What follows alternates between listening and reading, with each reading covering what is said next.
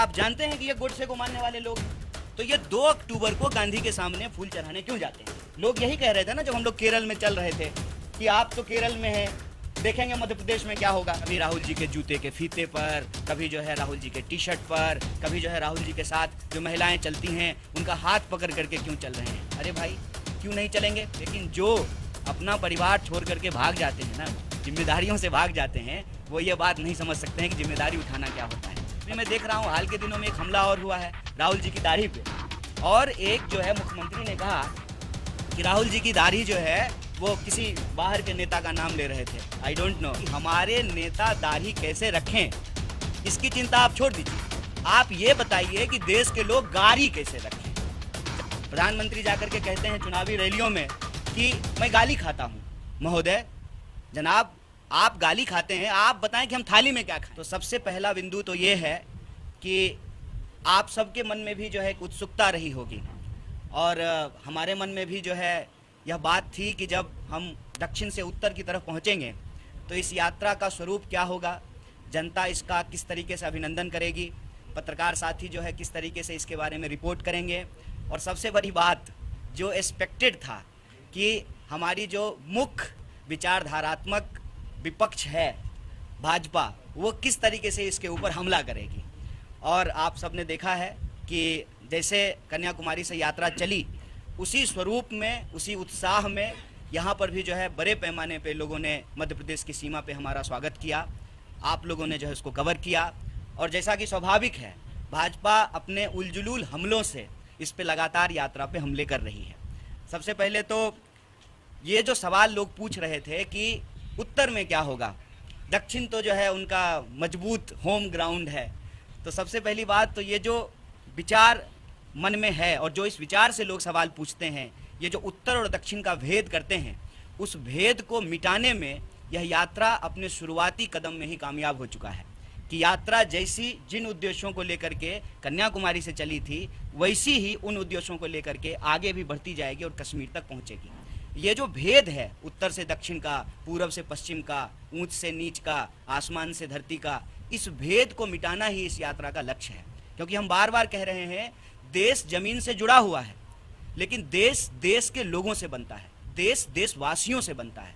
जब देशवासी इकट्ठा रहेंगे तभी देश भी इकट्ठा रहेगा। और हम ये देख रहे हैं कि लगातार देशवासियों को आपस में विभाजित करने का, उनको बांटने का, उनके बीच में डर फैलाने का, नफरत फैलाने की एक राजनीतिक चेष्टा हो रही है। और इसी राजनीतिक चेष्टा के खिलाफ, क्योंकि हमारी ये समझदारी है कि जब हम एकजुट रहेंगे तो हम अपने बुनियादी सवालों पे बात करेंगे, रोजी रोजगार की बात करेंगे, काम की बात करेंगे, प्रगति की बात करेंगे, विकास की बात करेंगे। ये जरूरी मसलों पे बातचीत होगी, और जो गैर जरूरी मसले हैं, नफरत की बात, भेद की बात, बंटवारे की बात, ये पीछे छूटेगी। और यात्रा उस उद्देश्य को लेकर के चल रही है।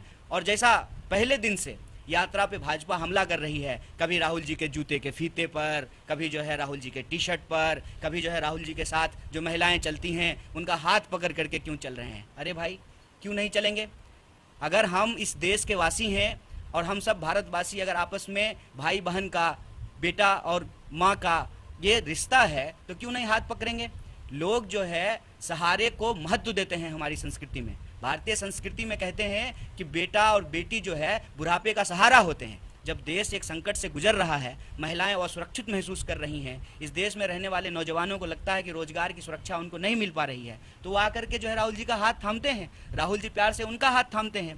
लेकिन जो अपना परिवार छोड़ करके भाग जाते हैं ना, जिम्मेदारियों से भाग जाते हैं, वो ये बात नहीं समझ सकते हैं कि जिम्मेदारी उठाना क्या होता है। अभी मैं देख रहा हूँ हाल के दिनों में एक हमला और हुआ है राहुल जी की दाढ़ी पे, और एक जो है मुख्यमंत्री ने कहा कि राहुल जी की दाढ़ी जो है वो किसी बाहर के नेता का नाम ले रहे थे। I don't know.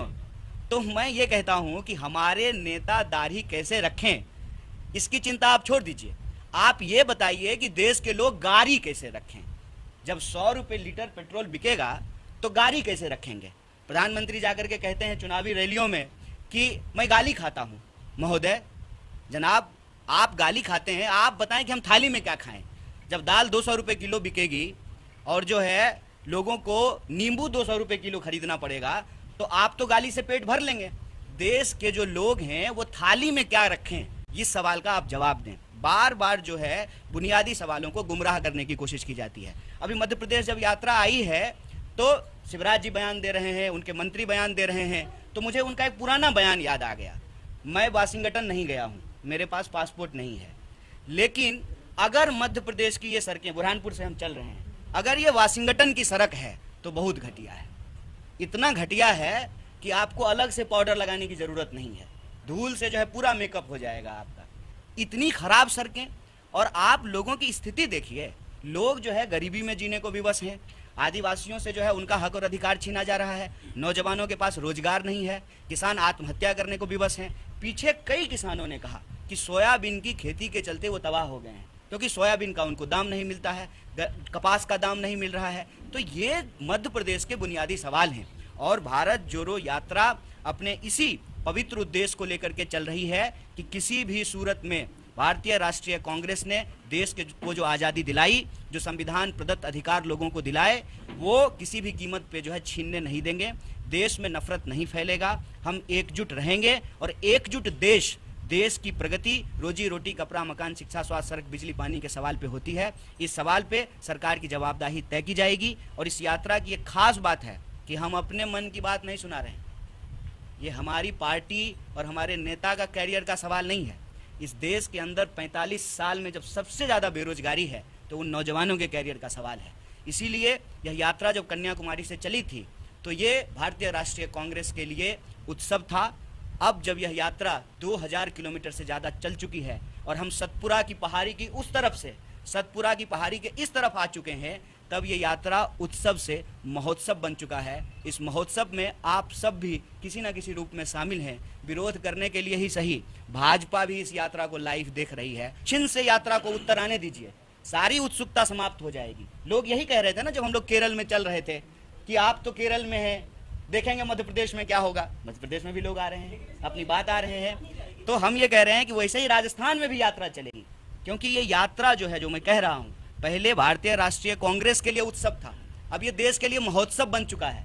कि कल प्रधानमंत्री जी भाषण दे रहे थे और उन्होंने कहा कि कांग्रेस ने गुजरात को बर्बाद कर दिया।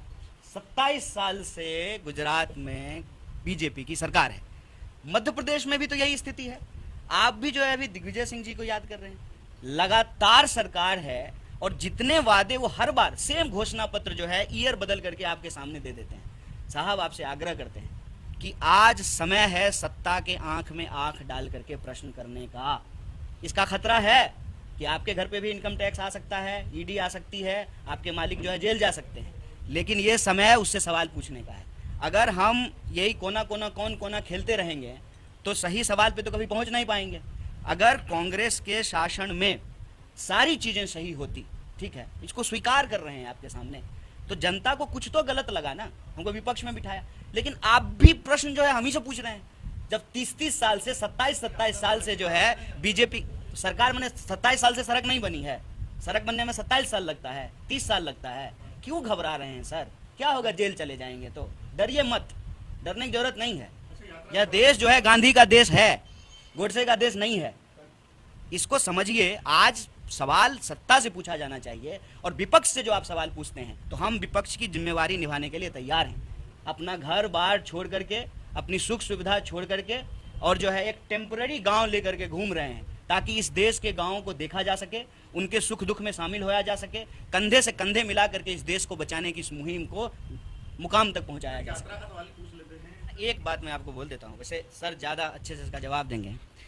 हमने जितना इतिहास पढ़ा है, उस इतिहास में जो एक मोटी बात आप समझ सकते हैं 1942 से लेकर के 2022 तक। 1942 में जब गांधी जी के नेतृत्व में भारत छोड़ो आंदोलन हो रहा था अंग्रेजों के खिलाफ, तब भी आरएसएस अंग्रेजों के साथ थी। और आज जब राहुल गांधी जी के नेतृत्व में 2022 में भारत जोड़ो आंदोलन हो रहा है, तब भी ये लोग विचारधारात्मक तौर से देश को बांटने वाली विचारधारा के साथ खड़े हैं। कैसे? जब आप शमशान कब्रिस्तान करेंगे, जब आप समाज को उसके पहचान के आधार पर बांटेंगे, तो ये भारतीयता और उसकी संस्कृति के विरुद्ध है। क्योंकि गांधी कहते हैं, रघुपति राघव राजा राम, पतित पावन सीताराम, ईश्वर अल्लाह तेरो नाम, सबको सन्मति दे भगवान। ये मैं बस खत्म कर रहा हूँ। तो ये जो भावना है, ये भारतीयता की भावना है, और इसी भारतीयता की भावना को स्थापित करने के लिए इसको अंग्रेजों की मानसिकता से, जिसको कहते हैं कॉलोनियल मेंटेलिटी, उसे मुक्त कराने के लिए इस देश में संघर्ष हुए। और उस संघर्ष को के साथ जो लोग खड़ा नहीं हुए वो देश के साथ गद्दारी किए थे। और आज जब हम रोजी रोटी की बात कर रहे हैं और जो रोजी रोजगार छीनने वाली पॉलिसी है उसके खिलाफ लड़ रहे हैं, तो जो लोग उनके साथ खड़े हैं, जो अपने दोस्त के साथ खड़े हैं, वो देश के खिलाफ खड़े नहीं हैं। किनका विचार की बात हुई है। अगर आप वैसे कहेंगे तब तो बीजेपी 1980 में बनी है, तब तो बीजेपी पे तो जो है कोई विचारधारात्मक प्रश्न ही नहीं खड़ा करना चाहिए। विचार की बात है, विचार को समझेंगे कि विचार जो है, हम कहते हैं कि दो तरह के विचार हैं। एक गांधी का विचार है जो सबको साथ में सन्मति से ले चलने की बात कर रहे हैं, और दूसरा गोडसे की विचार है जो कह रहा है कि अगर आपका पहचान अलग है तो आप साथ नहीं रह सकते हैं। ये विचार का प्रश्न है। आप इस तरह से चीज़ों को देखेंगे ना, लाइक करने का क्या पैमाना है, चुनाव जीतना, यही पैमाना है ना। तो मुझे आप एक बात बताइए कि यही प्रश्न जब हमसे पूछा जाता है कि आपके लोग चले गए वहाँ, ठीक है, तो वो लोग जब यहाँ थे तब भी जीत रहे थे, और वो लोग जब वहाँ गए तो तब भी जीत रहे हैं। तो ये लाइकिंग का पैमाना क्या है? लाइकिंग का पैमाना सिर्फ और सिर्फ जो है, हम अभी चुनावी रिजल्ट को देख रहे हैं। चुनावी रिजल्ट जो है ना, लाइकिंग का पैमाना नहीं है। और इसका एक मात्र उदाहरण मैं आपको देता हूँ। लाइकिंग के आधार पर विचारधारात्मक सवाल पे तो गांधी जी और गोडसे की विचारधारा अलग अलग है, और आप जानते हैं कि ये गोडसे को मानने वाले लोग हैं।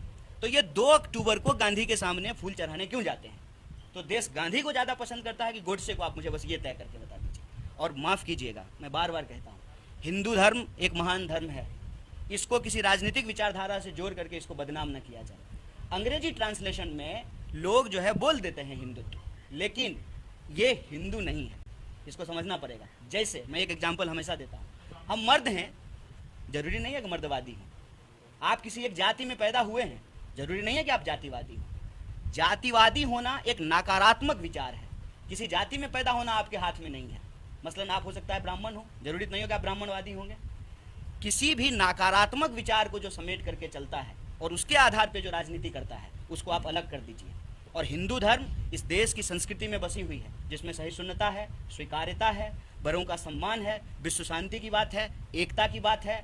तो इसको जानबूझ करके एक किया जाता है। मैं बार बार कहता हूँ, फेयर एंड लवली का क्रीम नहीं है, मुंह में लगाने का अलग, पैर में लगाने का अलग। और अक्सर जो है हमारे ऊपर भी लोग ये सवाल उठाते हैं कि आप सॉफ्ट कर रहे हैं। कोई सॉफ्ट हार्ट नहीं कर रहे हैं। हम सर्वधर्म संभाव में भरोसा रखते हैं, हम हिंदू हैं, और इसमें जो है कोई ग्लानि की बात नहीं है, इसकी स्वीकार्यता है, ये एक बात है।